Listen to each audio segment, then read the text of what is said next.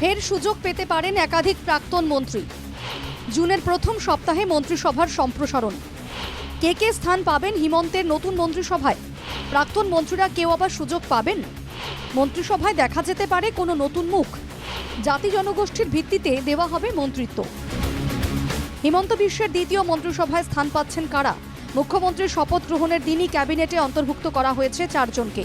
কিন্তু এর বাইরে আর কারা স্থান পাচ্ছেন মন্ত্রিসভায়? দিসপুরের ভেতরে বাইরে এখন এ নিয়েই চলছে ব্যাপক চর্চা। এই মুহূর্তে অসমের বাইরে রয়েছেন রাজ্যপাল। 3রা জুন ঘুরে আসার কথা রাজ্যপালের। 5 ও 6 জুন শপথ নিতে পারেন নতুন মন্ত্রীরা।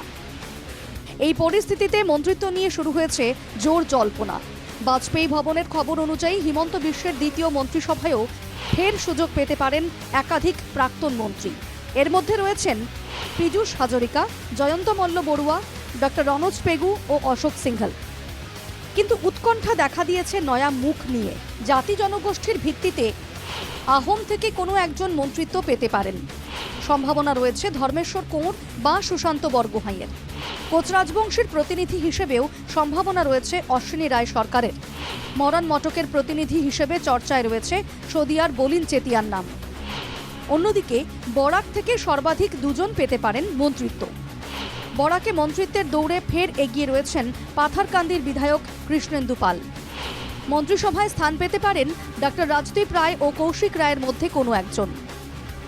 সেক্ষেত্রে 2 প্রাক্তন মন্ত্রী বর্ষিয়ান প্রশান্ত ফুকন ও চন্দ্রমোহন পাটোয়ারির সম্ভাবনা প্রায় নেই। প্রদেশ বিজেপি সূত্রে যে খবর, সে অনুযায়ী আগামী 1 বছর পর্যন্ত কোনোভাবেই পূর্ণাঙ্গ মন্ত্রিসভা গঠন করছেন না মুখ্যমন্ত্রী হিমন্ত বিশ্ব শর্মা। সব দিক বিবেচনা করে লবিকেন্দ্রিক সব ইস্যু সামলে তবেই আপাতত আরও 6 থেকে 8 জনকে ক্যাবিনেটে অন্তর্ভুক্ত করবেন মুখ্যমন্ত্রী। ভাগ্যবান সেই 6-7 জন কারা, জুনের শুরুতেই স্পষ্ট হয়ে যাবে সেটা। Bureau report, NKTV Bangla.